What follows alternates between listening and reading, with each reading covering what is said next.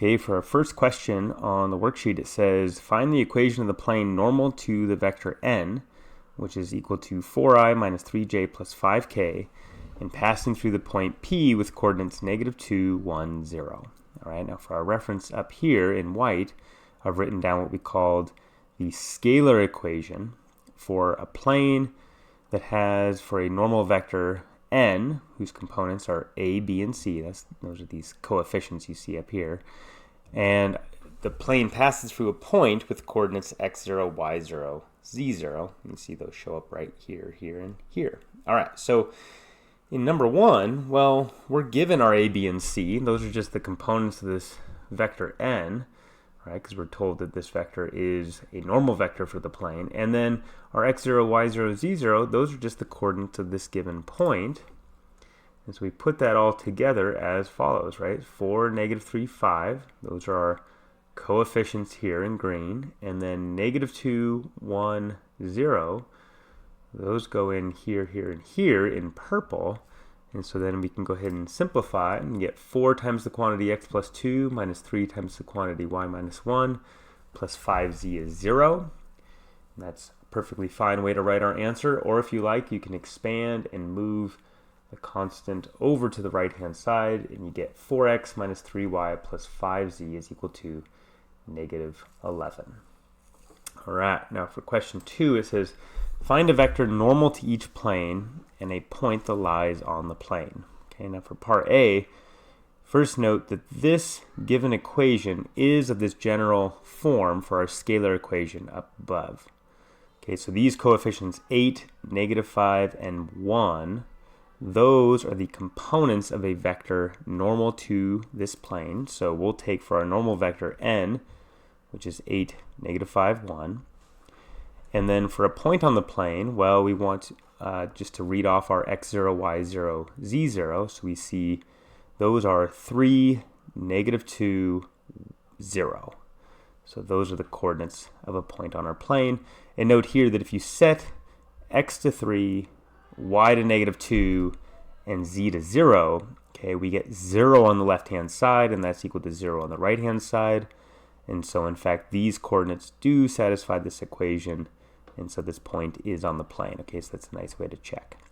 Now, for part B, this equation, because of the 9 over on the right-hand side, is not of this general form for our scalar equation. Okay, but nonetheless, as we've seen in the last couple examples, and note we're also seeing it here in question number 1, okay, the coefficients of x, y, and z are still the components of a vector normal to the plane, right? So looking back at 1 for the moment, our normal vector was 4, negative 3, 5, and we see that the coefficients of x, y, and z are 4, negative 3, 5. And that just comes from the fact that, right, when we built this equation up here, right, 4, negative 3, 5, they're the coefficients of these expressions in parentheses, but when you distribute, right, those will just become the coefficients of x, y, and z. So all together then, 1, 1, negative 1 is a vector normal to this plane in question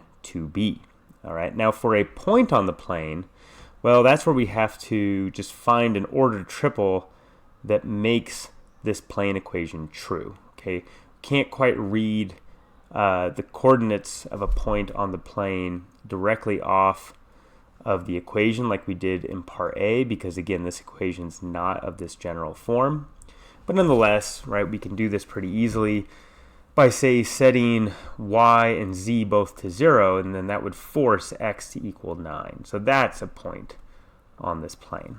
We could also just as well set x and z to 0, and then y would be 9. That's another easy point to spot. Or we could set x and y to 0, and z would be negative 9. Or if we, for whatever reason, wanted to make it more complicated, like, say, set x to 8, y to 2, and z to 1, then this left-hand side would simplify to 9, and so 8 to negative 1 would be another point on the plane, right? But in any event, you just need any ordered triple that satisfies this equation for a point on the plane. All right, cool. So that's question 2. So now let's go ahead and look at question 3. This says determine whether or not the given planes are parallel. If they are not parallel, find the angle between them. Okay, so first thing I want to mention here is that if you have two planes in three-dimensional space, okay, they are either going to be parallel, so in other words, they do not intersect, or they will intersect. Now, how can I determine whether two planes are parallel? Well, that's going to happen provided their normal vectors are parallel. So in other words, one of the normal vectors is a scalar multiple of the other. Okay, if that's the case, then the two planes will be parallel. Now, if those normal vectors are not scalar multiples of one another, then the planes will intersect, and our picture will look something like this. Now, what if I want to find the angle between the two planes? Well, notice here that this angle, right, that's being formed by this blue edge and this green edge will be the same as the angle between these two normal vectors, right? Because if I rotate this blue edge 90 degrees, that will put me along this purple edge, right? In other words, along N2. And if I rotate this green edge 90 degrees, that's going to put me along this orange edge. Okay, so put another way, right, the angle between two planes, two intersecting planes, is equal to the angle between their normal vectors. And how do I find the angle between two given vectors? I can use the dot product.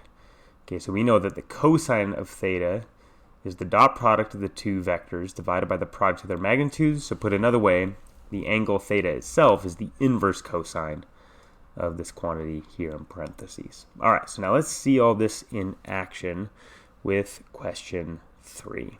Well, in part A, P1, the first plane, has equation x minus y plus z is equal to 5, and P2 has equation negative x plus y minus z is equal to negative 4. So let's look at their normal vectors first. So n1 will be 1, negative 1, 1. Just read off the coefficients of x, y, and z. And n2, again, read off the coefficients of x, y, and z. That's negative 1, 1, negative 1. And notice here, these two vectors are in fact just opposites of each other. Okay. In particular, that implies that these normal vectors are parallel. And so that implies that these planes are parallel, as we noted above. All right, so then how about part B? P1 has equation 2x minus 3y plus 5z is 11, and P2 has equation x minus 5z is equal to 14. All right, now, if I look at these two normal vectors, well, n1, that'd be 2, negative 3, 5, and n2, notice you don't see a y in the equation for the plane P2. Well, another way to say that is the coefficient of y is 0. Okay, so that implies that the j component of the the normal vector n2 will be 0. Okay, so 1, 0, negative 5 is a normal vector for P2. And notice n1 and n2 in this case are not parallel vectors. If I multiply n2 by any scalar, okay, the j component is always going to be 0. And that, of course, is going to prevent us from ever scaling n2 by some amount and getting n1 as a result. And for example, you look at the I components, really the only potential for a scalar multiplier that would work would be 2, right? Because I'd have to scale from 1 up to 2, but that's going to fall apart at the j component. So these are not parallel vectors. So we know these planes intersect. So if I want to find the angle between the planes, well, just as we noted, we want to find the angle between these two normal vectors. So I go ahead and compute that here. So I take the dot product of these normal vectors. That's 2 plus 0 plus a negative 25. So that'd be negative 23 for the dot product. And then the magnitude of n1, well, that's the root of 38. And the magnitude of n2, that's the root of 26. So I take the inverse cosine of this quantity in parentheses, and I get approximately 137.031 degrees for the angle between these two planes. All right, and that does it for this video. Thank you so much.